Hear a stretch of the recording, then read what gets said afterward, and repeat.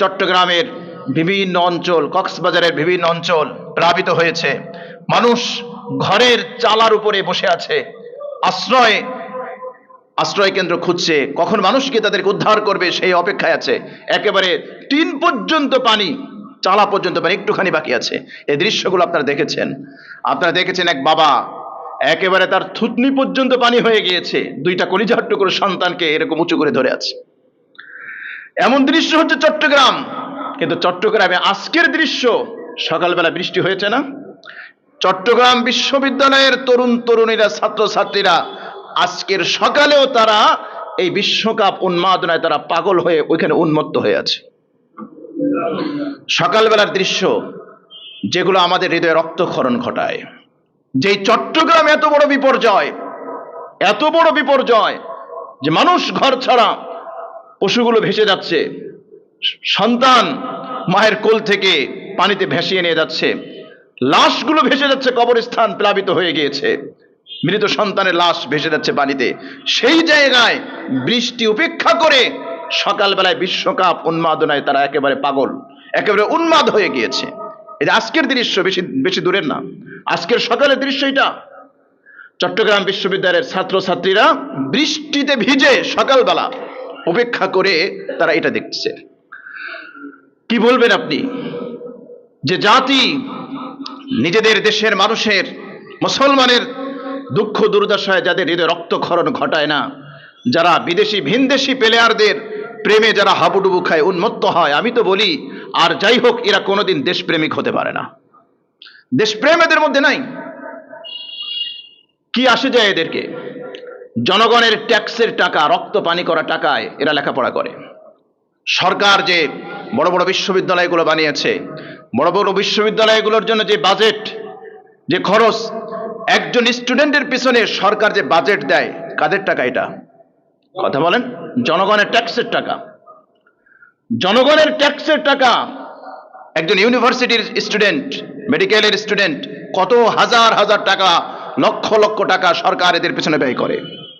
বড় বড় ডিগ্রি অর্জন করে বিদেশে পাড়ি জমাবে, ওখানে গিয়ে বিলাসী জীবন যাপন করবে, নতুবা উচ্চপদস্থ কর্মকর্তা কর্মচারী হয়ে দেশের সম্পদ পাচার করবে। ম্যাক্সিমাম তাই হচ্ছে নাকি? অধিকাংশটাই হচ্ছে। এজন্য আমার তো বলতে ইচ্ছে করে যে এদের বরাদ্দ বাদ দিয়ে সরকার এই বন্যা কবলিত মানুষদেরকে বরাদ্দ দেওয়া উচিত। কি বলবেন আপনি? দেশের এই ক্রান্তি লগ্নে টেলিভিশন পাড়া, বাম পাড়া, শাহবাগ পাড়া, অমুক পাড়া, তমক পাড়ায় দেশপ্রেমের ফুল জোড়ায়। আর কি দেশপ্রেম? কিন্তু দেশের ক্রান্তি লগ্নে এদেরকে খুঁজে পাওয়া যায় না।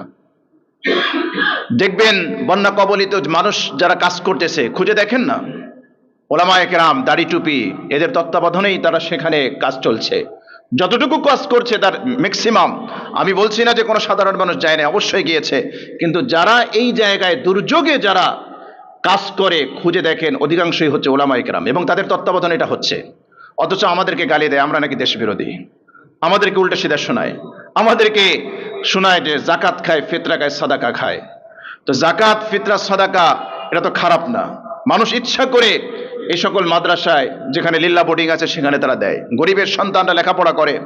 কওমি মাদ্রাসা যদি না থাকতো, তাহলে এই যে প্রান্তিক, এই যে পথ শিশু, গরিবের যত সন্তানরা মানুষ হচ্ছে, বহু মানুষ তারা সন্ত্রাসী হতো, ঠিক কিনা বলেন? বহু মানুষ তারা চোর হতো, ডাকাত হতো। তো এই মানুষগুলোকে তারা অক্ষর জ্ঞান শেখাচ্ছে, তারা আল্লাহর পরিচয় শেখাচ্ছে। আর আপনি এখানে বসে ট্রোল করেন আর ঠাট্টা করেন, জাকাত খায়, ফিতরা খায়। আপনি কি খান? আপনি স্কুলে লেখাপড়া করেছেন, সরকারি স্কুলে, সরকার বই দিয়েছে, এটা জনগণের ট্যাক্সের টাকা, ওইখানে আমাদের ট্যাক্সের টাকাও আছে। কথা বলেন ঠিক কিনা? আপনি মাধ্যমিক স্কুলে পড়েছেন, সরকার আপনাকে টিচারের বেতন দিয়েছে, আপনাকে বই দিয়েছে, আরো যা যা দরকার সব সাপোর্ট সরকার দিয়েছে। আপনি ইউনিভার্সিটিতে পড়েন, সেখানেও সরকার সাপোর্ট দিয়েছে। আপনি ডিগ্রি অর্জন করতে গিয়েছেন, সেখানেও সরকার সাপোর্ট দিয়েছে। এই টাকাগুলো কোথা থেকে আসে? এটা জনগণের ট্যাক্সের টাকা। সরকার তো তার নিজস্ব কোনো ফান্ড নাই, নিজস্ব কোনো টাকা নাই, জনগণের ট্যাক্সের টাকা আপনি লেখাপড়া করেছেন। সুতরাং আপনি উদরপিণ্ডি বোদর ঘাড়ে চাপাতে আসেন না। আপনাদের এই সিনারিগুলো, এটা দেশপ্রেমিক যাদের অন্তরে ঈমান আছে তাদের হৃদয়কে ব্যথিত করেছে। যেখানে এত বড় দুর্যোগ, এত বড় বিপর্যয়, সেই জায়গায় বৃষ্টিকে উপেক্ষা করে মানুষগুলো কিভাবে সেখানে খেলায় তারা বুঁদ হয়ে আছে। মনে হয় পাগল, নেশাগ্রস্ত হয়ে গেছে, পুরো নেশাগ্রস্ত হয়েছে। কিছু কিছু উন্মাদকে দেখলাম আর্জেন্টিনা জিতেছে, এজন্য আর্জেন্টিনার পতাকা গায়ে জড়িয়ে জার্সি গায়ে দিয়ে সিজদায় লুটিয়ে পড়ছে। নাউজুবিল্লাহ বলেন, নাউজুবিল্লাহ বলেন।